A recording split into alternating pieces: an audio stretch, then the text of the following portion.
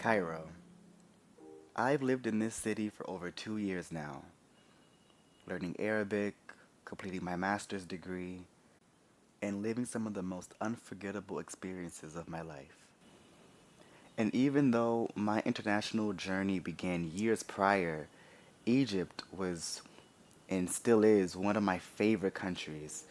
I don't know what it is about this country, I just love it so much. And I just began reflecting the other day just about my experience living abroad and having moved here to Egypt and planting my roots here to really make Egypt my home. I've learned so much about myself that I just want to share with you guys.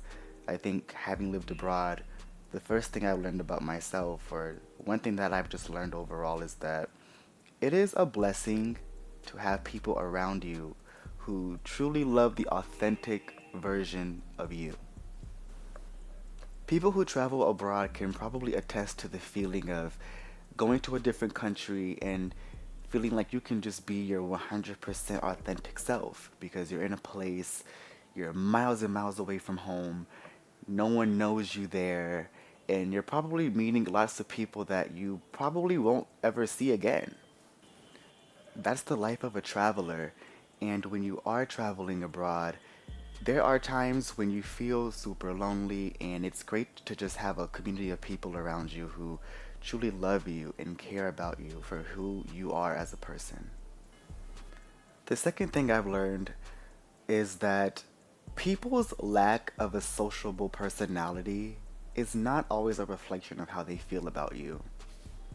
I cannot count how many times I have been out to different places like parties or different events, and I used to always perceive someone's silence as a personal attack against me. I'm this sociable, interactive, engaging person. Why am I not receiving the same, level of treatment from this person over there who's just silent? I just always thought everything was about me, and I had to tell myself, Omar, everything is not about you. There are people who are just not as sociable as you. There are people who may just have bad days. There may be people who are just mean overall to everybody. It's not always about you. The only thing that you can control in this experience is how you interact with other people. The energy and the personality that you choose to exude in these spaces. That's the only thing that you have dominion over, and that's the only thing that you should be worried about is showing up as Omar. The last thing I've learned is that whether you believe you can or you can't, that is a perception.